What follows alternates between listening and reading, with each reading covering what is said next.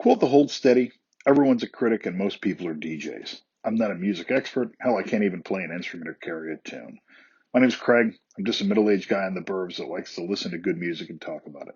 That's what I try to do here. I hope you enjoy. Hi, it's Craig, and I am back in response to absolutely no demand once again to talk about music. But going to lead off with, since I did the last one of these, baseball is back. That's the other thing I do besides go to shows, is I love going to Yankee games. And thought there might not be a season because of the labor dispute, but the owners and the players, the greedy bastards, figured it out. And while it was a bit delayed, opening day came, and I was able to go to the Bronx and watch my beloved Yankees beat their hated rivals, the Red Sox. They actually took 2 out of 3 of the opening series, and I went to the first 2 games. It was a blast. I love going down there. Always have fun. They drive me nuts. They're inconsistent as hell, but I love baseball. What else have I done? Caught a couple of shows, not necessarily concerts, although I did catch some of those as well, but I went down and saw a play called The True, which is about the Albany political machine in Albany, New York, where I live. It was a great, great play. Really enjoyed it. As well as last night, went and saw Letterkenny live. If you've never seen that Canadian comedy, it is so goddamn funny. Highly recommend it. Can confirm. Caught some local music, saw band Bent, who I've talked about before, played at a local venue over in Troy, No Fun, which is a newer venue and has a bunch of shows, so it's great to see them. And then actually caught some other great shows that I'm going to go into more detail about. So highlight of the live shows I've seen is Pillow Queens, another Irish band. They played down at the Mercury Lounge down in New York City. First time I'd ever been to that venue. It was great. Had a nice pastrami sandwich at Cat's Deli, which is right down the street from there. You can see it from the venue. But Pillow Queens was amazing. It's a 4-piece, all-female, LGBTQ band or queer band. I don't know how you classify them. But either way, they're just fucking good. Really enjoyed the show. Small venue. I was able to get right up front.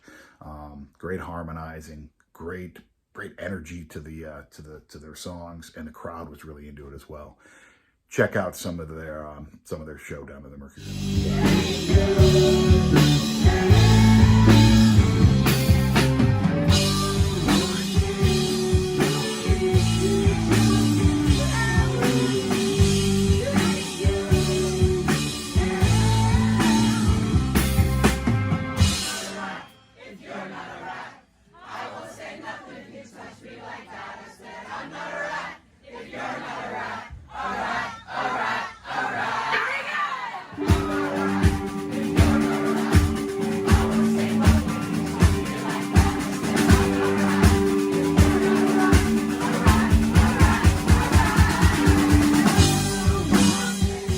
Oh, that was so good. And what was nice is it was an early show. I think doors were like at 6:30, and I was out of there by 9 and in bed, which for an old guy like me, awesome.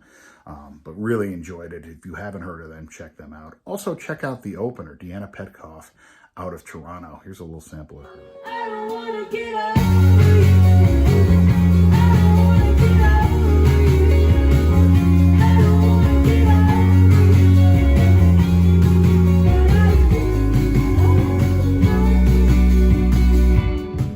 She was great as well. Like I said, it was an early show, and one of the things I do, I always get to shows early because I like to be up front. And doing that, you end up just hanging out up there with a bunch of other fans and photographers and stuff like that. And I'm an outgoing guy. I can talk to anybody. So I ended up meeting a really nice guy before the Pillow Queen show, a guy named Ken St. Grant. It's Ken Grant Pierre. I screwed up the first time I said it. Sorry, Ken. He was a photographer there. We were chatting, had really similar tastes in music, exchanged stuff back and forth, recommended a couple of different bands. And he's actually got a podcast that I listen to. It's called The New Exchange. Check it out. It's great. I listened to his 2 of his podcasts. One with Aussie band Gang of Youth, who I've talked about, who I freaking love. And then the other one was with Mannequin Pussy. Also, both of them really great bands, and he had really good interviews with them. Highly recommend checking that out. And actually, a discussion just like that at the Bowery Ballroom 3 years ago, before the Middle Kids show, is how I found out about Fontaines DC, who I'm super excited about. Starting tomorrow, it's basically week and a half, I'm going to go see them in like 5 or 6 cities, a bunch of shows, starting off at the 9:30 Club. Can't wait to see that. More of a report when I get back from that. So something else that usually comes up when I'm having these discussions, people are like, what bands have you seen, etc. There's an app that I came across. First it was a website, now it's an app called Concert Archives.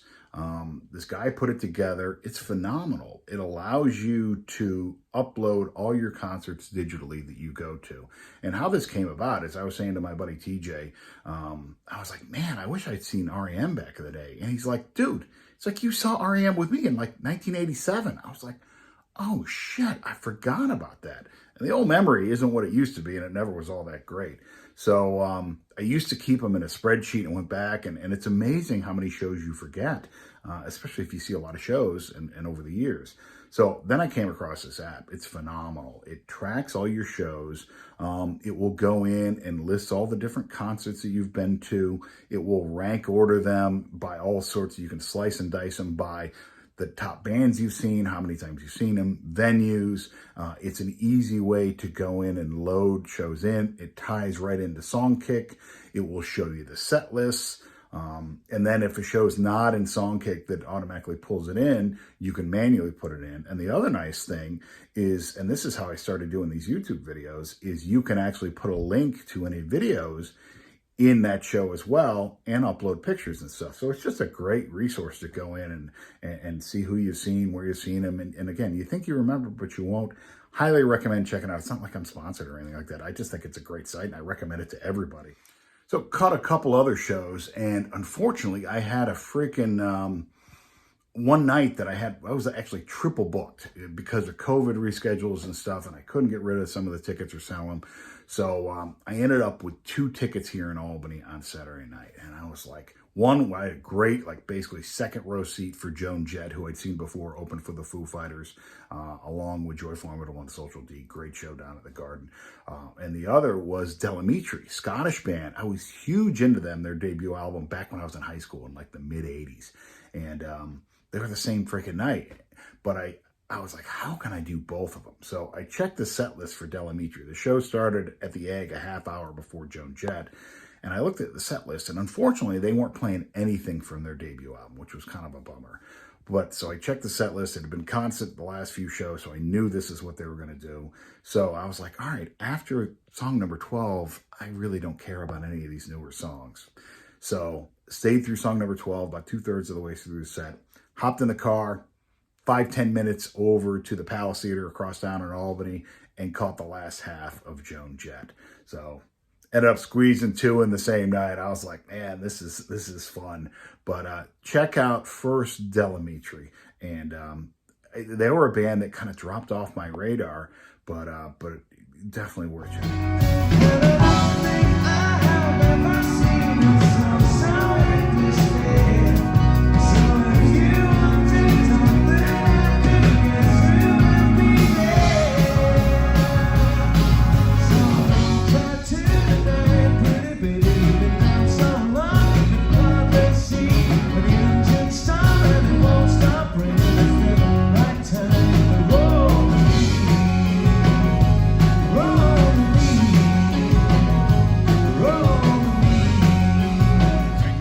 Show number 2 of the night, Joan Jett.